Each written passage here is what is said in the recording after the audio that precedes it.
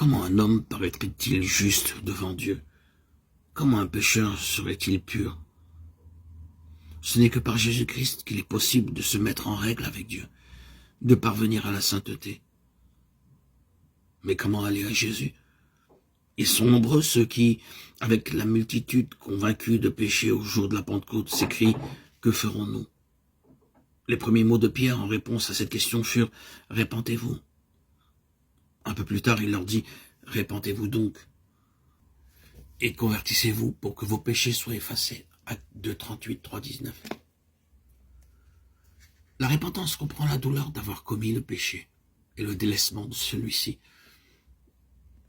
Impossible d'abandonner le péché avant d'en avoir vu la gravité. Point de vrai changement de vie jusqu'à ce que l'on se soit détourné du péché de tout son cœur. Ils sont nombreux ceux qui ne comprennent pas la véritable nature de la repentance. Beaucoup de personnes gémissent sur leur péché et se réforment même extérieurement parce qu'elles craignent les conséquences de leurs mauvaises actions. Ce n'est pas là la repentance dans le sens biblique du terme. C'est redouter la souffrance plutôt que le péché lui-même. Telle fut la douleur d'Ésaü quand il vit qu'il avait perdu à tout jamais son droit d'aînesse. Balaam, terrifié par l'apparition sur son chemin d'un ange armé d'une épée nue, confessa son péché dans la crainte de perdre la vie. Mais il n'y avait pas en lui de repentance véritable, pas de changement de disposition, pas d'horreur du mal. Judas Iscariote, après avoir trahi son Seigneur, s'écria « J'ai péché en livrant le sang innocent » Matthieu 27, 4.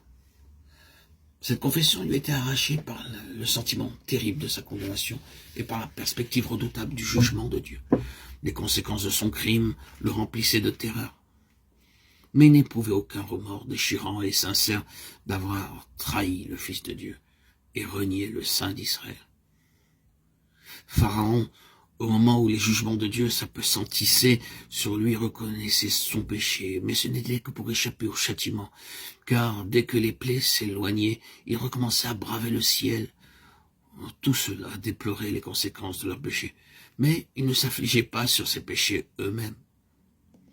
En revanche, quand le cœur de l'homme cède à l'influence de l'Esprit de Dieu, la conscience se réveille, et le pécheur commence à entrevoir la profondeur et le caractère sacré de la loi de Dieu, lui qui est à la base de son gouvernement dans le ciel et sur la terre.